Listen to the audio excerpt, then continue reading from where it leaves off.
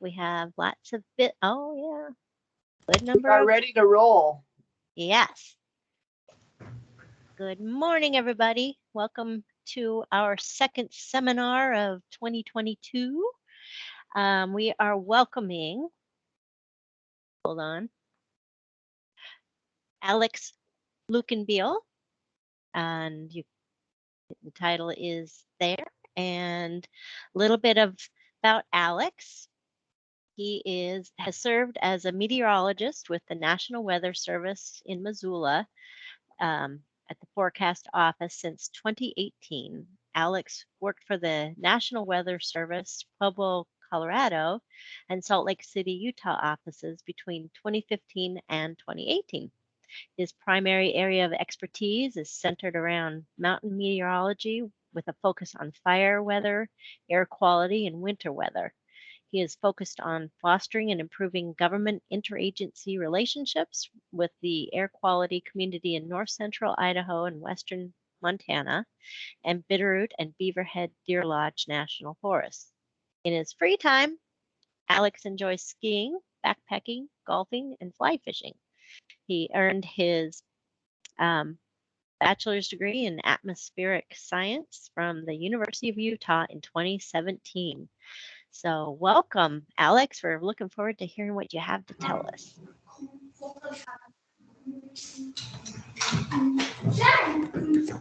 Good morning, everybody. It's great to be invited to the seminar and looking forward to speaking with you all today about some of the air quality coordination and developments that we've been working on, and primarily western Montana and north central Idaho. The Missoula Forecast Office, we focus on providing services to western Montana and Clearwater, Idaho, and Lemhi counties in Idaho. So with that being said, I will jump in here, share my screen. Let's see. All righty. Just to verify, are we looking at the slides? Okay, so thank you. So getting started, for those of you who may not be familiar with the National Weather Service, our primary mission really centers around providing weather, water, climate, data, forecast warnings, and impact-based decision support services for the protection of life and property and the enhancement of the national economy.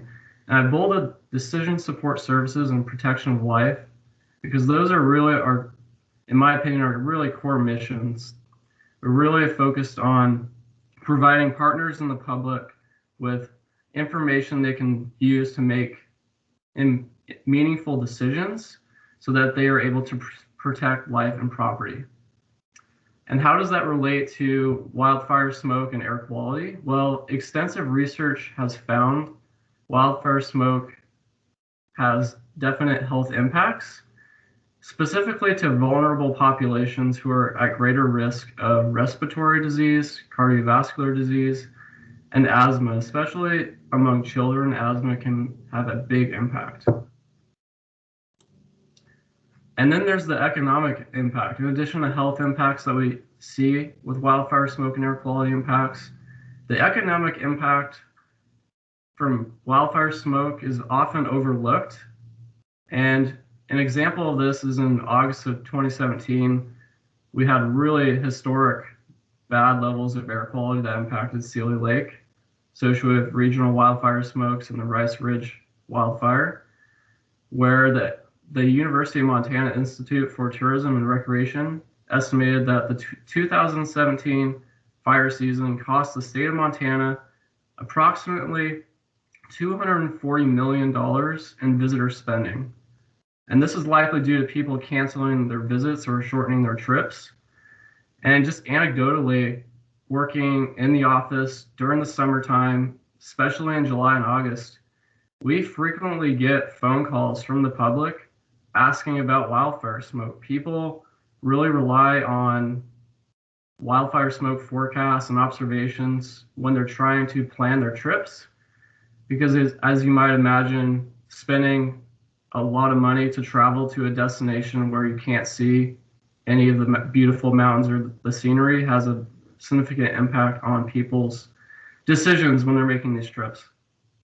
So it's pretty common for us to get multiple phone calls a day from the public asking about wildfire smoke during the fire season. In addition to the tourism impact with the economy, there's also the financial impact that families face when trying to cover healthcare costs associated with smoke impacts and air quality. An example of this is in Colorado. There's been studies that have shown that Denver families spend an average of about $3,100 a year on just asthma-related health costs. So that accumulates to about $30 million in the economy just in Denver associated with asthma impacts, primarily on children. That's from the Denver Public Health. So as far as how the Weather Service, look at coordinating wildfire smoke impacts, we really have a three-pronged approach. One being we provide assistance in meteorological forecasting to our interagency governmental partners. Two, we post air quality advisories issued by the Idaho and Montana Departments of Environmental Quality, DEQs, and tribal and EPA partners on National Weather Service websites. So we're focused on allowing those partners to have an avenue to disseminate their products across our web, and we can share those products as well on our social media platforms. And three, we assist partners in public messaging of wildfire smoke impacts. Coordination calls are the primary way for us to coordinate with our interagency partners when we're trying to make decisions onto how to message the public with wildfire smoke and to allow for partners to have increased confidence when they're trying to issue these air quality alerts. So we have three primary coordination calls that we participate on from a Weather Service perspective. And during the cool season, we do air stagnation calls. So this is really unrelated to wildfire smoke, but it can have impacts on prescribed burning during the fall and spring months. So these calls are led by the National Weather Service. Typically, we do these November through February. And this is really an opportunity for the Idaho DEQ to coordinate with the Weather Service on just air stagnation concerns. And one of the products that the Weather Service has the ability to issue is air stagnation advisories, and we'll touch on that a bit later on. During the summertime, wildfire smoke becomes a key aspect of our coordination, and we do coordination calls with the Idaho Department of Environmental Quality, and those are initiated by Idaho DEQ. Typically, these will occur on an event-driven basis. So thankfully, we do not have widespread wildfire smoke, then we will not have these calls taking place. But as in 2017 and active seasons, these calls can be quite abundant. And the purpose of these calls is to really coordinate how wildfire smoke is going to impact communities, what the concentrations are going to do over time and evolve. And then finally, we have wildfire smoke calls with the Northern Rockies MAC group. These occur through teams, once again, an event-driven basis. And this is a kind of a wider spread net of different government agencies, from the Weather Service to the Northern Rockies Geographic Coordination Center, to Idaho and Montana DEQ, to representatives from Missoula County Health. So there's a wider net of interagency partners that are involved with these calls. And the main purpose of this call really is to allow us to all coordinate on the timing and impacts of smoke, as well as to coordinate how we're going to message the public of smoke impacts. Another aspect of our coordination is how we coordinate with our fall and spring burning operations. And what we've learned over the years is during periods where we're fairly confident there's going to be stagnation and burners are looking for opportunities and weather windows to complete prescribed burning, it's an opportunity for us to have closer coordination with burners, Missoula County, and the Weather Service. And an example of this was in May of 2019 when the Missoula office was able to have closer coordination with some of our Forest Service partners as they were looking to do a prescribed burn northeast of Missoula in the kind of the Marshall Woods area. This is located just kind of on the eastern edge of the Upper Rattlesnake neighborhood. So this burn was in closer proximity to Missoula. As you might imagine, when the Forest Service and BLM are looking to do prescribed burning and closer coordination with population centers, there's a lot of increased kind of media and public awareness of these burns. So the pressure is on to try to allow for increased coordination to find a opportune weather window where we can do these burns and give burners higher confidence that we're not going to see high impact smoke consequences from these burns being done. So this was really a great case study where the Forest Service was able to complete this burn on May 13th of 2019. And if memory serves me correctly, this was an aerial ignition. And you can see on the left here the footprint of the burn, that kind of orange hatched area, where it was approximately 300 acres directly north of East Missoula, if you will. You can see the Clark Fork River there in the bottom of that graphic. On the right, we're just seeing kind of a photograph from the Lolo National Forest Facebook page, just showing that prescribed burn underway. And just a quick comment, with prescribed burning, it can be quite a busy period for the Weather Service.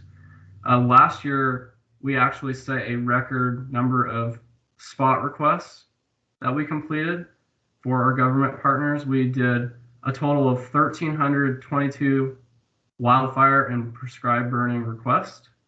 And of those requests, we completed 590 prescribed wildfire spots. An example of kind of a spot that we produce for our governmental partners is on the right. And what we provide is a discussion of all the weather impacts that are going to take place during the prescribed burning period. And details will include kind of sky and weather, wind, mixing height, mixing winds.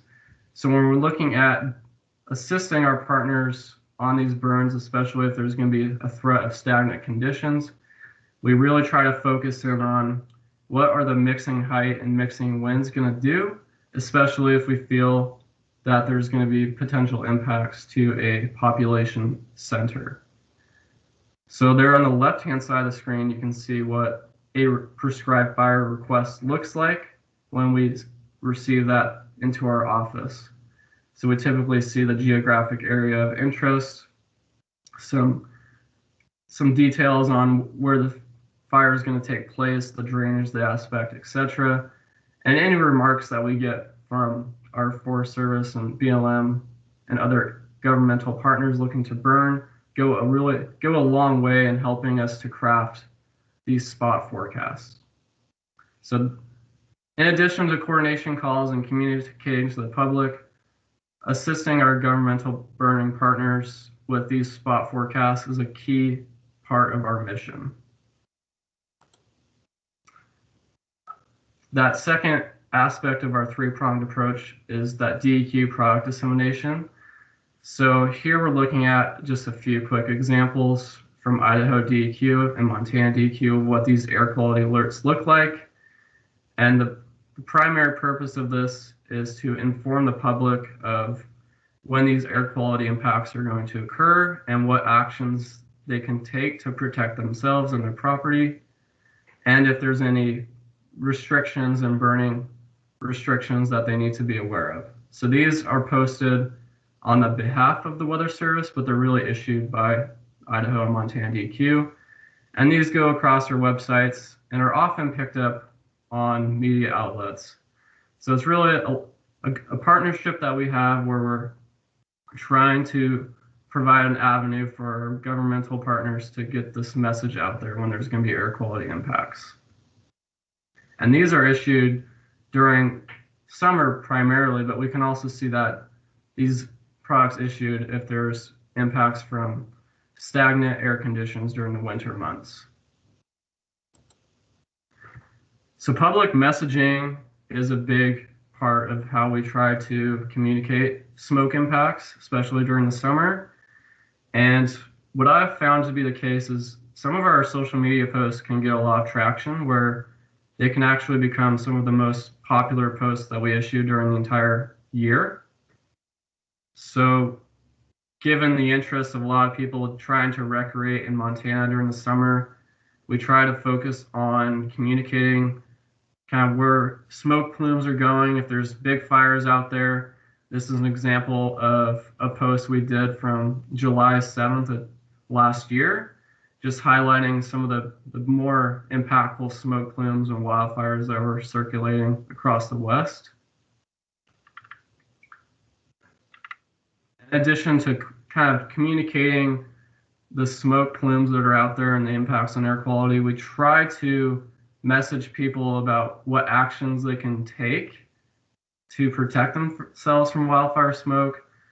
And one of the avenues that we've done in the past is communicating resources on montanawildfiresmoke.org.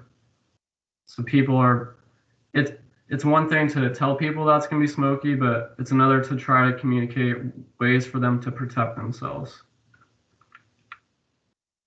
And just finally, another graphic from last summer, just highlighting some of the resources that we try to provide people. This is just looking at near surface smoke forecast modeled concentrations. So just trying to give people an idea of how the smoke's going to move around and evolve over time and how it's going to impact them. I think an opportunity that the Weather Service in Missoula has maybe not had as great of involvement in the past is just our participation with Air Quality Awareness Week. So I think an opportunity for us to look into is how we can fit in with other government agencies and helping to spread the word to the public on ways that they can prepare themselves for wildfire smoke events, so that when we round into summer, people are prepared and they're not trying to go out into stores and buy HEPA air filters and other preventive measure devices. Because typically when we do see widespread wildfire smoke, those resources can become strained pretty quickly during the summer months. So moving on, another key aspect of what we do is kind of our air stagnation advisories. And these are issued during the cool season, so primarily November through February. And this is an opportunity for us to help spread the word to the public that we're looking at a period where air particles and pollution are starting to build up near the surface. And the criteria that we look through on the left here, we're looking at generally events that are going to last 2 or 3 more days. And we're seeing weak transport winds and low mixing heights. So really, a lot of times when you think of this, we're thinking of strong inversion events where the temperature profile is rising quickly as you gain height in the atmosphere. And this allows for stable conditions to develop. Here's a great example on the right. That picture there is overlooking the Missoula Valley. And this photo was taken by myself on December 8th of 2020 during one of our air stagnation events. And you can see the haze kind of building over the Missoula Valley. And once you get a couple hundred feet off the ground, this is looking southward from the North Hills, you see the cleaner air above the inversion there where all the pollution is trapped near the surface. An example of what an air stagnation advisory looks like is on the left-hand side of the slide. And it's just really telling people to be aware that we're going to be seeing a period where air pollution is going to build up near the surface, and those that are vulnerable need to kind of be aware of that and take any precautions that they need to take. And then on the right, these products are fairly rare. I just created this graph showing from 2019 to 2022, when do we issue these products? So we've had 2 issuances in the month of January and only 1 issuance in the month of October, November, and December. So overall, We try to be fairly conservative with these products, informing the public when we're going to have these higher impact stagnation episodes where we're confident that we're going to see impacts to air quality. So in summary, 5 of these products have been issued since 2019. Key aspect of issuing these air stagnation advisories is coordinating. We don't want to issue these products if our partners at DEQ feel like we're not going to see those air quality impacts. So the way we go about doing this is we do kind of event-driven calls with our partners in Montana. So those are chiefly Montana DEQ and Missoula County. In Idaho, we have kind of a greater number of DEQ partners that we coordinate with. The structure of DEQ there is different, where they have a higher number of staffing available to forecast impacts to air quality. So we do air stagnation coordination calls with the state of Idaho. And these are typically led by the National Weather Service, and we typically have partners on from various DEQ offices in Idaho. Another key aspect of how we coordinate with our partners is through the use of public forecast discussions. We have the ability to write an air stagnation section of the AFD. And when we do this, it's emailed directly to our partners that are concerned with stagnant conditions. This includes kind of smoke partners as well as DEQ partners. An example of what an air stagnation AFD looks like is on this slide. And this was written by myself a few days ago, since we're looking at having a high pressure ridge over the west for kind of a prolonged period. We've seen high pressure for a while.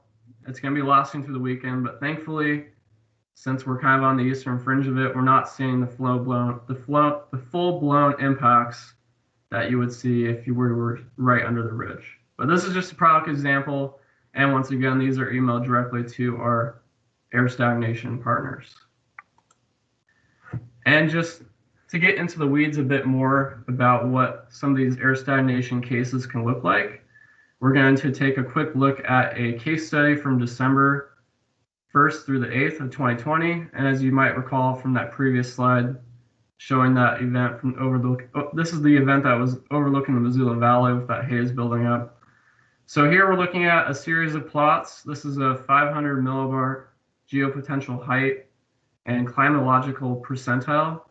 And when we look at 500 millibars in the atmosphere, we're just looking at pressure surfaces around 16 to 20,000 feet, depending on what time of year you're in. So this helps us visualize where we're going to be seeing these strong ridges of high pressure, which are associated with sinking motion, which allows for those air particles to build up near the surface. And this is kind of a panel plot here with different charts from December 1st through December 7th, but the key meteorological phenomenon that are associated with a lot of these air stagnation events in western Montana, north central Idaho, is the presence of an omega block. And this is just a fancy meteorological jargon term for a really highly amplified ridge where it's much stronger than normal. It's usually climatologically at the higher end of the strength of these high pressure ridges. And it kind of takes on the characteristic shape of the Greek omega symbol. It kind of looks like the symbol, and that's why we tend to call it an omega block. Another tool that we look at to try to diagnose these stagnant conditions is the use of forecast soundings. And really what we focus on with these is trying to visualize the vertical temperature profile of the atmosphere. Because if we know that the vertical profile is increasing with time, that's what we call an inversion, and that leads to really stable conditions. So we use this tool. It's a program called BuffKit, and it really allows us to visualize what the temperature profile is going to look like. And that's that red line there in the chart on the right. So when we see that red line increasing with height, as you can see kind of on the bottom of the graph, that's when we know and we have higher confidence that these stagnation events are going to occur. And we typically try to look for periods of these inversions lasting at least 2 to 3 days. And this plot's actually taken from the afternoon. It's really common to see a temperature inversion in the morning just because the Earth's surface cools at a quicker rate than the air does above the surface. But if we have an inversion lasting through the afternoon, that allows us to diagnose that we're going to have those stable conditions persisting even through afternoon hours. And during this event, what we look at for impacts due to air quality is just a steady rise in PM 2.5 concentrations. So these plots are going from December 4th through December 9th, and we're looking at Frenchtown and Columbia Falls.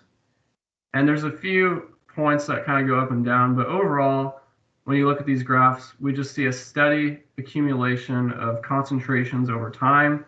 And that's a great indicator that we had those stagnant conditions where we did not see big improvements to air quality during the afternoon and evening periods, where you would expect, in a general sense, to see better mixing of the atmosphere. Since you're seeing sunlight hit the surface, usually that allows for warming to occur and you see improvements. But during these stagnant periods, we do not see that, and we see these steady increases in PM 2.5 concentrations.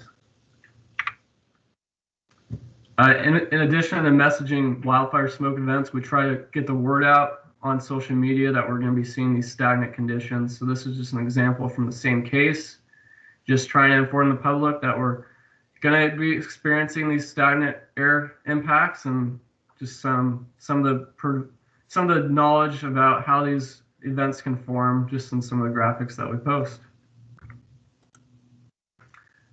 What might the future look like as far as air stagnation goes? And this can apply to some of our wildfire smoke calls as well. We've been focused on trying to build our relationships primarily with state and federal agencies, but there's also the opportunity for us to expand upon our relationships with some of the county air quality and environmental officials that we have in place across Western Montana. And furthermore, there's a few additional tribal partners that I would like to see us work a bit more closely with. And this will just allow us to get our heads around on a better unified messaging approach as we're approaching these air stagnation and wildfire smoking events. And that is really all I had to present today. So I'm going to stop sharing my screen here, and I look forward to having a discussion and answering any questions that you might have. Thanks, Alex. That was very interesting. Lots of information, especially to us people in Missoula, where we're so familiar with the air stagnation and being in our little bowl.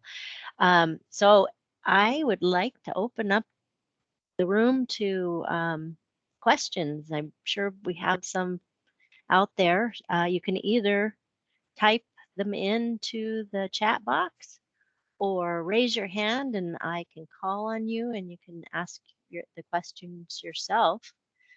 But don't be shy.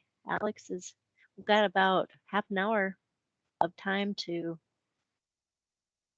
get your questions out there. And in the meantime,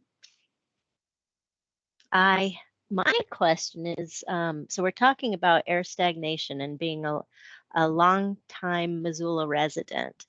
And in the past, we had some of the pollutants that added to our air stagnation from the pulp mills that aren't influencing the air so much anymore. But are we seeing more frequent or fewer stagnation events with some of the actions that have been taken over the decades to reduce? It's a good question, Chris. I would say that the number of overall weather patterns that are producing these stagnation episodes is hard to quantify. I don't have a good handle on whether or not we see increases in these events or decreases in these events. But what I do have confidence in saying that the overall impact on our air quality, as you mentioned, there's been changes in industrial activity in Missoula Valley, and there's been actions taken to reduce the number of wood burning stoves that we see in the city in the air stagnation area. So the overall impacts that we're seeing during these air stagnation events has definitely lessened over time. When you look at historical air quality concentrations that we see during the winter months, we're seeing less impacts due to the actions that have been taken by government entities. Thanks. Oh, do I have a message? I think there's a message. Oh, okay, there we go. I wasn't down far enough. All right, I've got a question from Greg Dillon. Do NWS forecast offices like the one in Missoula coordinate, communicate with people assigned to wildfire incidents as air resource advisors? That's a great question. So we try to, it really is it depends on the air resource advisor. And I think the overall goal is to try to have a ongoing dialogue with air resource advisors and the Weather Service, but there's oftentimes a disconnect where it's very much driven by the incident, the air resource advisor's experience and overall confidence. And just a lot of times I feel like our partners are worried that they're going to be a burden on us if they're calling us because they always think we're really too busy. But really what we're always striving to communicate is that we're trying to increase the amount of coordination that we're having with all of our various partners. So that's an area where I would like to see an increase in the amount of coordination that we're doing with air resource advisors, because based on the last few seasons, I feel like that's been lacking at times, and there's an opportunity for us to improve upon that.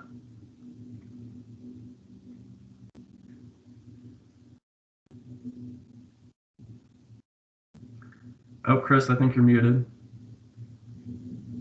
Thank you. Trying to walk and chew gum. So Crystal Stonecipher has her hand up. Crystal, you want to pipe in or?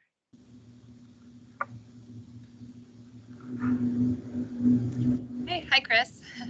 Good morning. Morning. So I just took a new detail as the acting Missoula District Ranger on the Lolo National Forest. So this is really valuable information for me as I figure out and try to understand the level of coordination that has historically occurred between the different entities. Of course, as a Missoula resident, the air quality issues are important to me personally. I have small children and I understand all of the sacrifices that we have to make when there's smoke in the air. I am particularly curious about opportunities for prescribed fire and increasing prescribed fire utilization on the forest. I guess I would be curious if you had any specific ideas about opportunities for increased effective social engagement. Your point about, utilizing social media to communicate things to the public is highly effective, and particularly for wildfire events, but I wonder if you had any thoughts related to prescribed fire communication tools. It's a great question, Crystal. I've seen this occur where I feel like a lot of people in the public, they think of prescribed wildfire smoke as the same as wildfire smoke, and it's hard for us to communicate that we're trying to prevent these higher impact wildfire smokes by utilizing prescribed fire.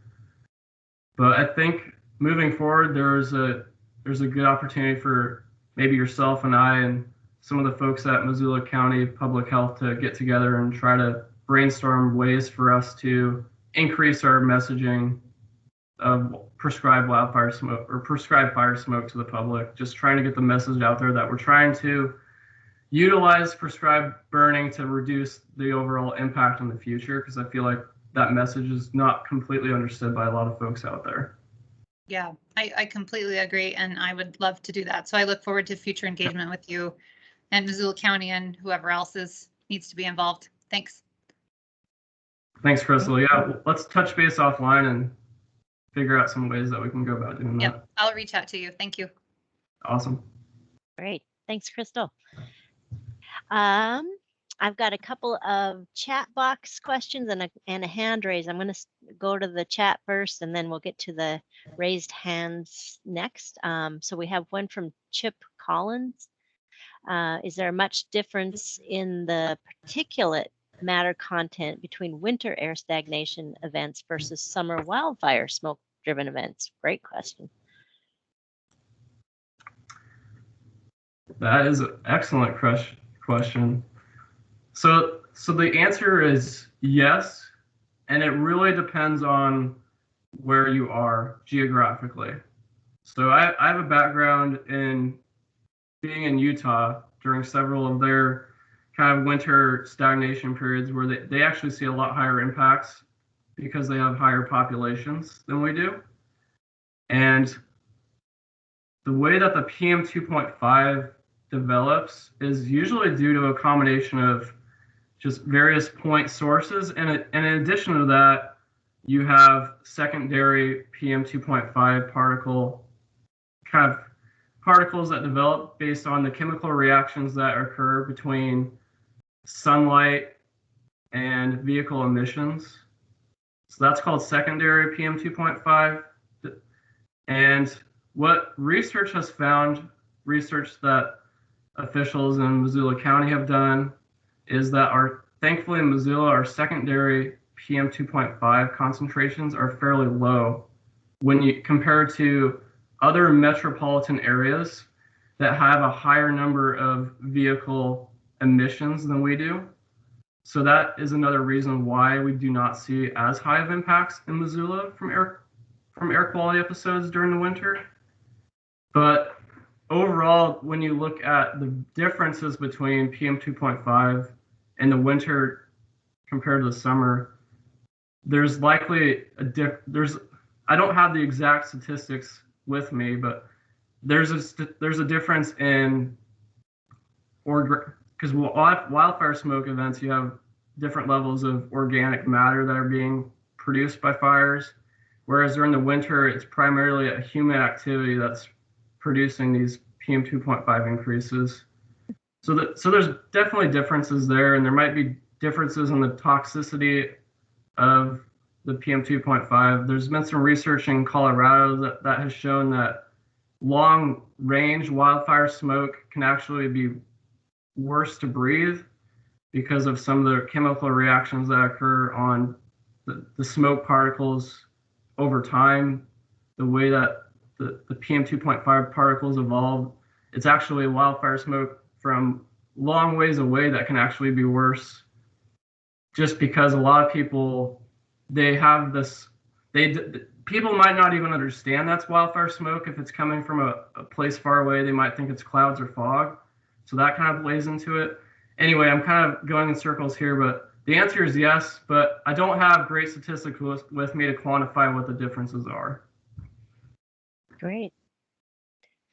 Another one in the chat box from Helen Smith, and she's following up on the previous question.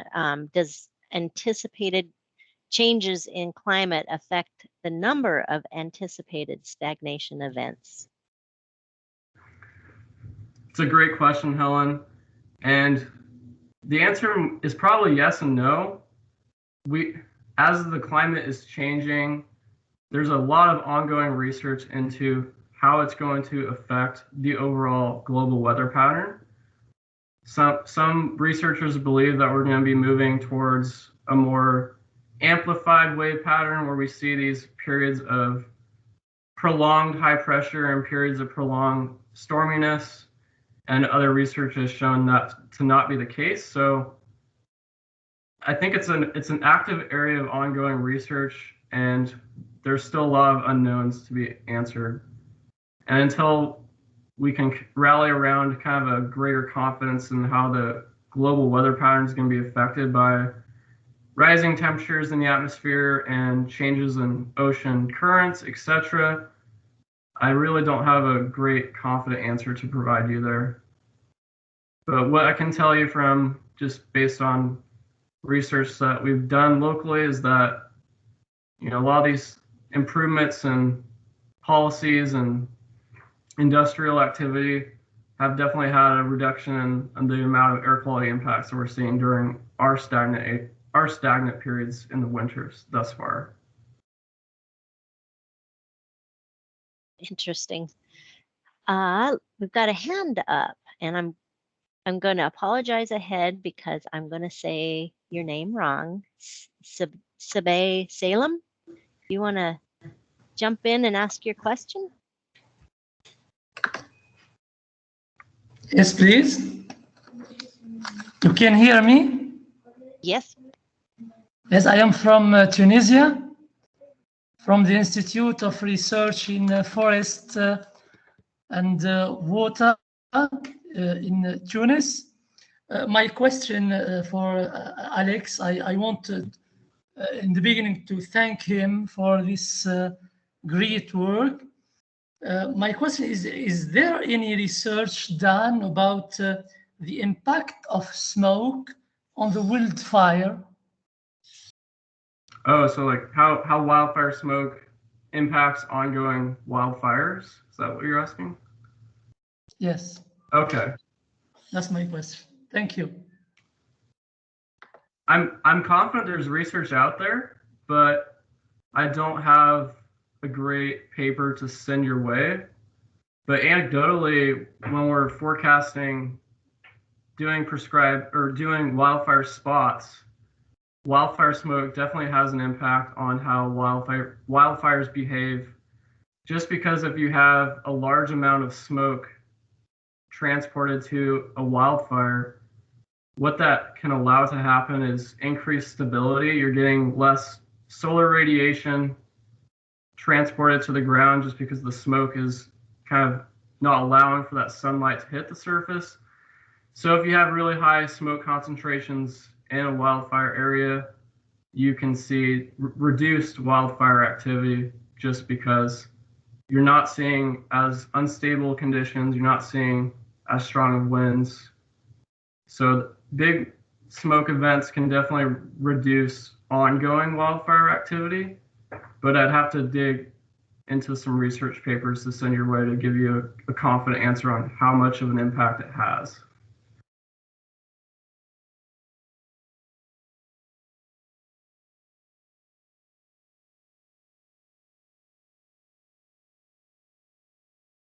Now it looks like am I missing any hand? Oh, there, no. All right, I'm not seeing any other questions. Anybody want to jump in? Anyone that's been holding back?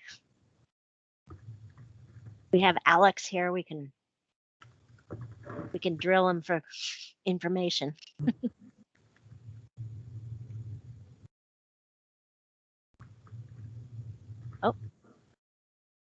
Oh, Chris. Nope, I just scrolled around there. Oh, good. Okay. Greg Dillon is responding to Sibe. We absolutely see in the Western U.S. that smoke in the atmosphere will result in reduced fire behavior because of reduced sunlight getting through to the ground. So I guess that's a follow-up to Alex's response. And Sibe, do you have any further questions, or is that?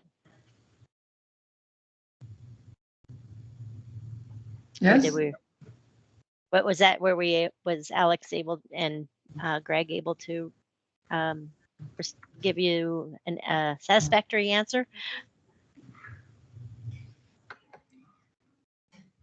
Okay. Yes, I can speak because English is not English is not our language, second language. Our second language is French. But I want to speak about, for example, from Tunisia, almost the forest area is far from the cities. So when we have a big forest fire, for example, for 1,000 kilometers square of burn, but there is no impact directly on the health of the population. And there is no study. We have some study about smoke in the urban area. There is a station which measure the concentration of CO2 and other pollutant, but there is no in Tunisia we haven't study which is interested to the smoke. It's a new subject for us, but it can be we can do something in this subject. For example, because almost the forest in Tunisia I think that like the west of the United States, because the United States, I think of California, the climate is similar to the Mediterranean area, because in Tunisia we have almost the forest is situated in the north of the country, and we have, but population is disseminated. There is no important concentration of population. There is about 1 million of person who live in forest, but it's not concentrated in a village or so. Certainly there is impact on the health, but there is it's not quantified. It is not. There is no study about. Perhaps you can help us in this subject. Yes, thank you, Alex.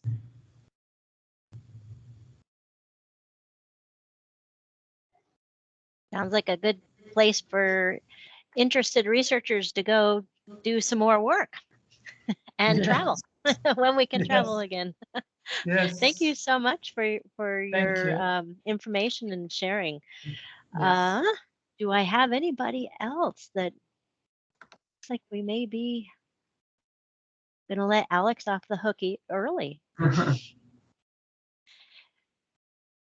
Well, if anybody has more questions, you can refer to the website, and Alex's contact information is there if you have a question that pops up later on.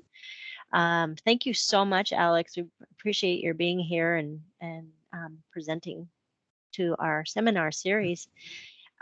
We will be sending you our chalice of Fire Lab excellence, and like Sarah saying, Sarah Cofield, thank you for everything you and NWS do to help keep people informed about air quality issues. Great job. Yay. And that's all we have today. We do have another seminar coming up next week, and I will share my screen with that and see, am I doing it right? Yes, I am. And sorry, I can't talk and manipulate screens at the same time. So Michael Gollner from University of Berkeley, at Berkeley, University of California, Berkeley, is going to be presenting the dynamic behavior of fires, from wildfires to fire whirls. And that'll be in a week at our next seminar at the Fire Lab. And thank you all so much for coming, and hopefully we'll see you next week as well. Thanks, Alex. Thanks, everybody. Have a good day. Okay, you too.